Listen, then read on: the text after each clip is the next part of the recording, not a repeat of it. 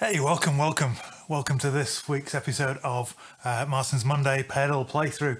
I'm Martin Cliff. I'm speaking to you from my studio here in Bucharest, Romania. And in this video series, we take a pedal from my collection.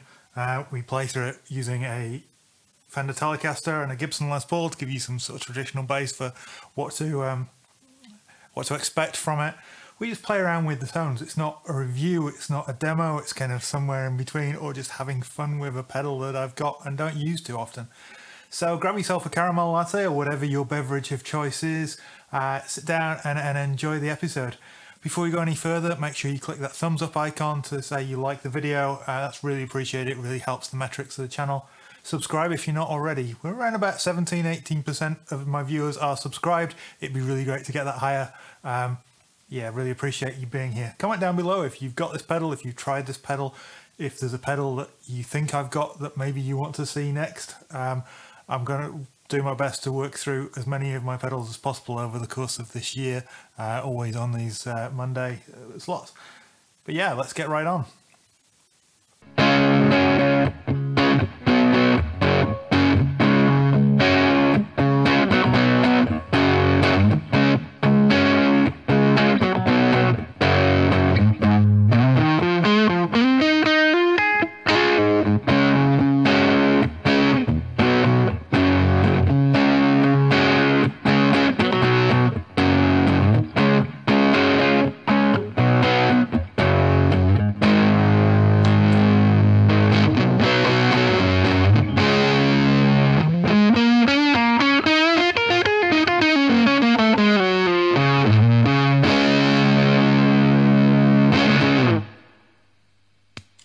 So the Terra Firma from Zander Circuitry is designed to simulate power amp distortion, which is a really interesting concept, quite different from their other pedals. Basically what happens is if you drive your power amp tubes really hard, they will start to break up. So it's completely different from preamp distortion, where your preamp tubes are the ones that are overdriving.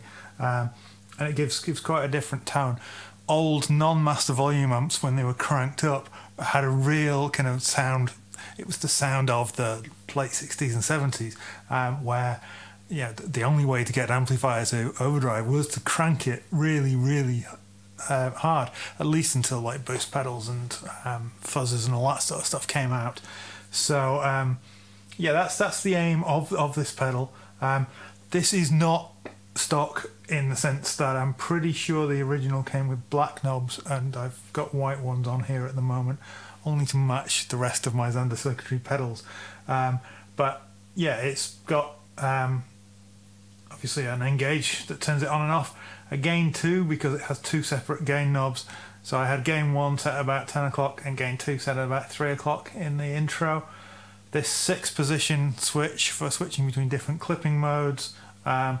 A level control that you either use to balance the level to your clean tone or to give it a boost.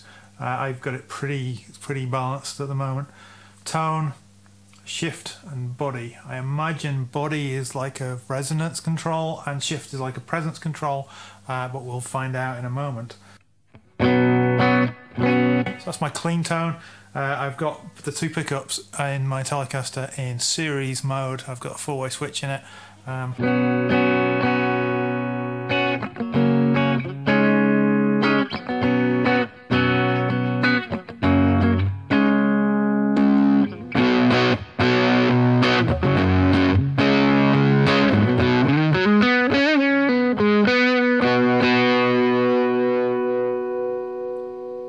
So if we take the tone control down a bit, you'll also find that some of the gain will decrease, which is, again, what you'd expect. But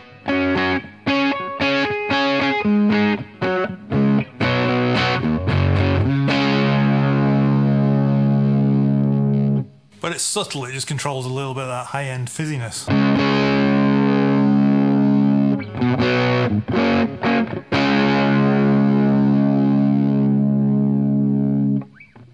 So if the body is a resonance control, I should control the low end.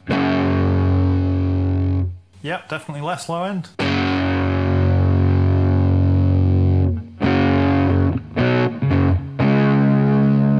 definitely more low end. Now you need to be careful when setting that kind of control. It will depend on your amp and your cabs and stuff.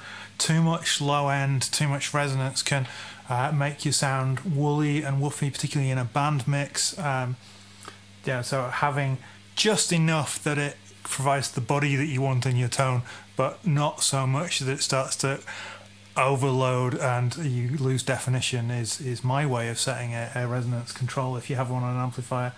So yeah, around about 9-10 o'clock seems to work for me with the particular amps I'm running into, which are clean but just pushing into breakup on their own. Let's see what this shift control does.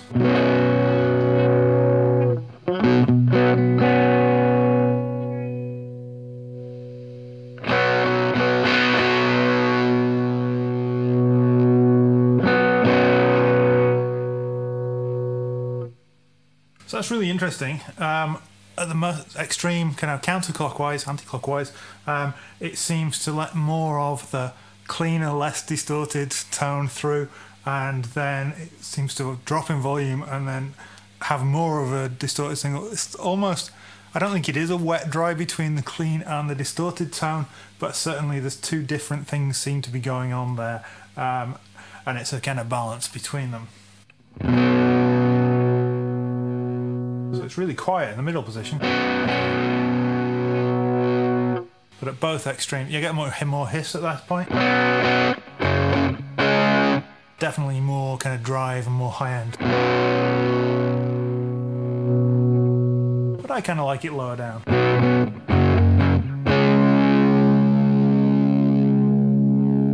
With a lot of these pedals, it's about finding what works for you, what sounds best for you. There are a huge amount of tones available in all of the Zander Circuitry pedals. It's just a case of finding the tones that suit your guitar, your amp, the rest of your rig, but more importantly your ears and the sound you hear in your head.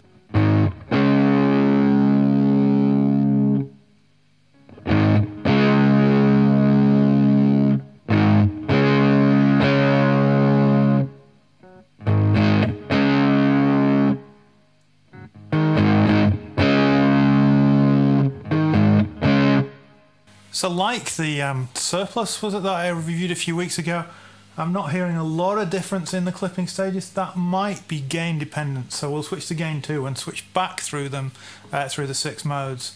I think the newest version has 8 instead of 6. I don't know what they are. I know 6 is usually no clipping diodes, and there's usually an LED clipping and the silicon clipping and maybe germanium, I'm not sure, or FET. There'll definitely be a FET one. So let's switch to gain 2, which obviously is higher gain, at least how I have it set, and go back through these and let's just see if we hear any noticeable difference.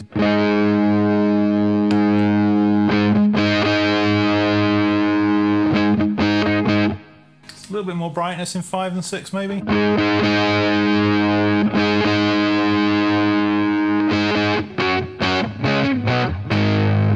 4 is a little bit lower output, a little bit fizzier, so more clipped.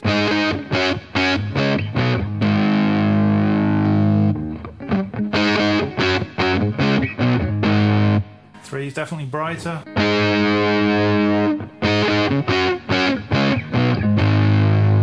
2 seems brighter still.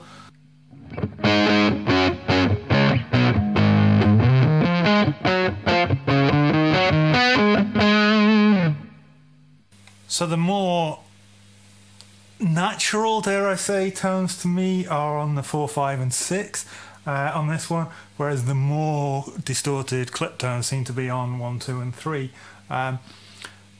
So to me, the way I would do this is I would kind of find which one of the 6 modes suits the tone that I want the most, which to me I think was number 5 on this particular one, although when I initially turned on the pedal last time I used it I clearly liked it on number 2. And then tweak the other controls to suit that magic tone that you hear in your head. So yeah, let's just do that, and then we'll switch to the Les Paul and see if that tone works for that, or whether I need to choose a completely different tone.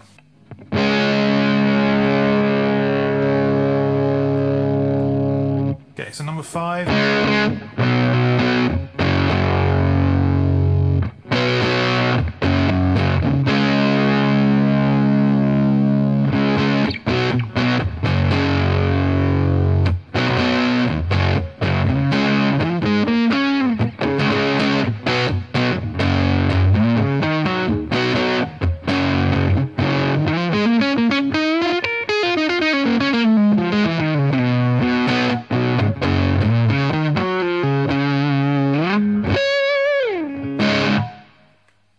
That'll do for me.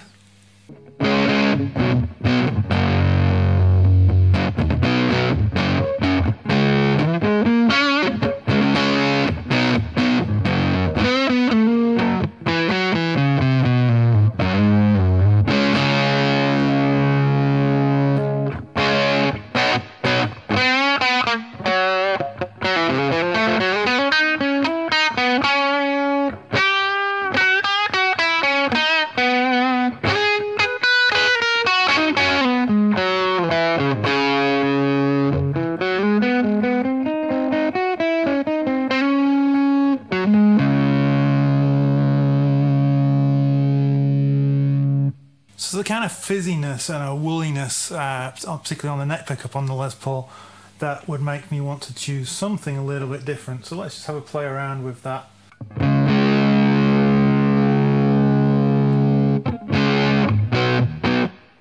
That's better to me. At number 2 now, it's brighter, so maybe number 2 is more suited to humbuckers, at least to my ears.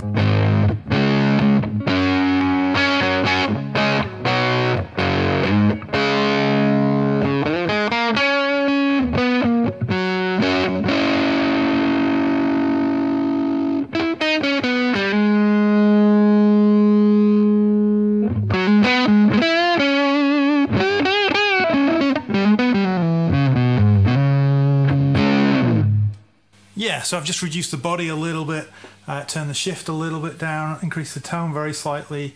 That's now working wonderfully for a really cool tone that I really like with this guitar.